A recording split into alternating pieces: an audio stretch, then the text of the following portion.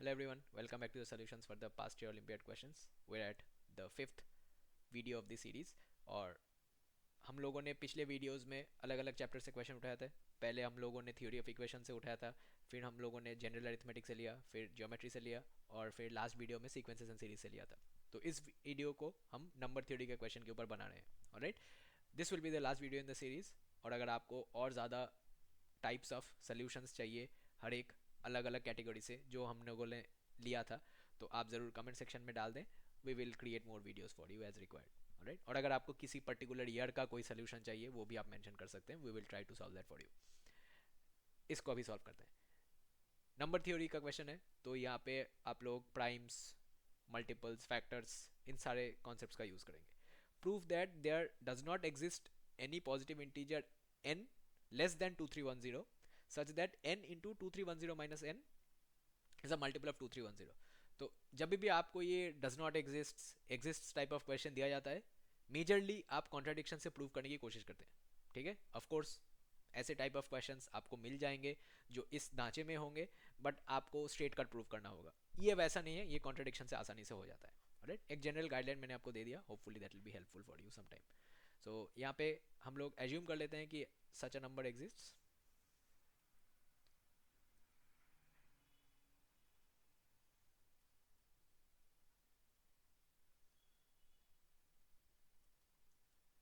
So if this exists then इसको हम represent कैसे करेंगे? n into 2310 minus n। ये 2310 का कोई भी मल्टीपल होगा, राइट, k कोई भी इंटीजर है। अगर ऐसा नंबर एग्जिस्ट करता है देन ये इक्वेशन होल्ड करेगा। अब इस इक्वेशन को आप लोग सिंप्लीफाई करें। So this will be n into 2310 minus n square equal to 2310 k। इधर उधर करेंगे तो आपको मिल जाएगा n square equal to 2310 into n minus k. Right, ये इक्वेशन हमको मिल गया। हमने एन स्क्वायर को फैक्टर बनाया, left hand side n square को सब्जेक्ट ऑफ फार्मूला बनाया, और राइट हैंड साइड पे हमको दोनों फैक्टर्स मिल गए। तो what does this mean? So यहां से हम लोग कंक्लूड कर सकते हैं 2310 divides n square. Right, now आप लोगों ने एक थ्योरम पढ़ा था कि if p divides n square then p divides n given p is a prime. Right, theorem कौन सा पढ़ा था? If a prime p divides n square then p divides n। इस थ्योरम को इस्तेमाल करना होगा, बट 2310 तो प्राइम नहीं है। तो 2310 है क्या, इसको फैक्टराइज करके देखते हैं। 2310 इसको 2 से डिवाइड करेंगे तो हमारे पास आएगा 11 5 2। 2 से और जाएगा आगे?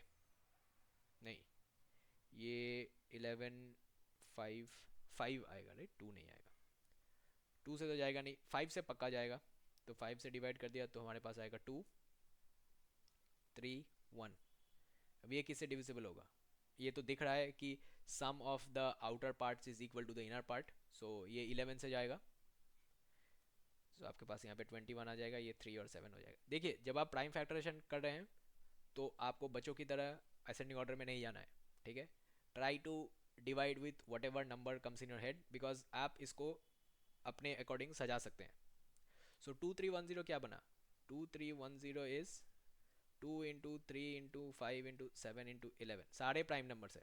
राइट, सो इस थ्योरम के अकॉर्डिंग जो हमने लिखा था, इस थ्योरम के अकॉर्डिंग क्या कंक्लूड कर सकते हैं? इस थ्योरम के अकॉर्डिंग कंक्लूड कर सकते हैं यहां से,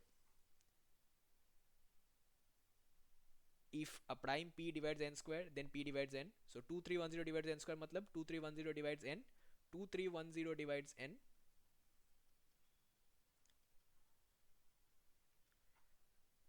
बट 2310 प्राइम नहीं है। राइट, सो इसके प्राइम फैक्टर्स n को डिवाइड करेंगे।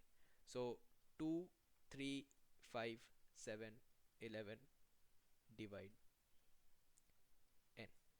होपफुली आप यहाँ पे एग्री करते हैं। हम लोग पिछला स्टेटमेंट नहीं लिख सकते हैं because 2310 is not a prime, but उसके सारे प्राइम फैक्टर्स डिवाइड करेंगे। So 2310 to divide n square, each of those primes must divide n। This implies n is divisible by 2, 3, 5, 7, 11, right? अगर 2, 3, 5, 7, 11 n को डिवाइड करता है तो n is divisible by 2, 3, 5, 7, 11. What does this mean? This means n is a multiple of 2, 3, 5, 7, 11. सारों का एक साथ multiple है, implies n is a multiple of 2 into 3 into 5 into 7 into 11. अगर इंडिविजुअल नंबर्स को डिवाइड करता है तो उनके एलसीएम को भी डिवाइड करेगा, राइट? क्योंकि इसमें कोई कॉमन फैक्टर्स नहीं है. ये क्यों कंक्लूड कर सकते हैं? बिकॉज 2, 3, 5, 7, 11 ये 1 है, को प्राइम्स है तो प्राइम्स, बट साथ में लेंगे तो को प्राइम्स ही होगा. इसका मतलब n is a multiple of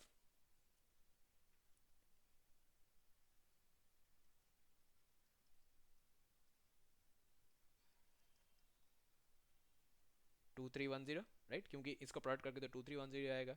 इसका मतलब n is greater than equals to 2310, right?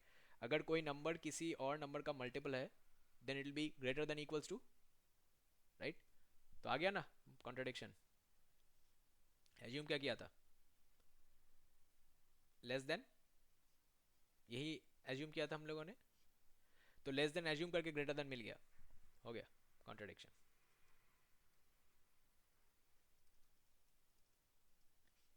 Therefore, no such number exists.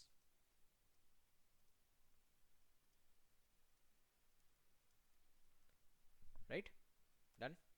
Again, similarly, जैसा हम लोगों ने अरिथमेटिक प्रोग्रेशन वाला सम किया था, यहाँ पे कोई भी कॉम्प्लिकेटेड टॉपिक या फिर हाईली डिफ़िकल्ट थ्योरम्स हम लोगों ने अप्लाई नहीं किया. हम लोगों ने just basic factor multiple prime number का डेफिनेशन यूज़ किया जो आप क्लास 4-5 में पढ़ते हैं. हाँ, उनका एप्लीकेशन थोड़ा अलग था. मेथड ऑफ कॉन्ट्रडिक्शन आप लोगों को क्लास 8 या 9 में सिखाया गया होगा जब आपने रूट 2 इज इरेशनल प्रूफ किया होगा.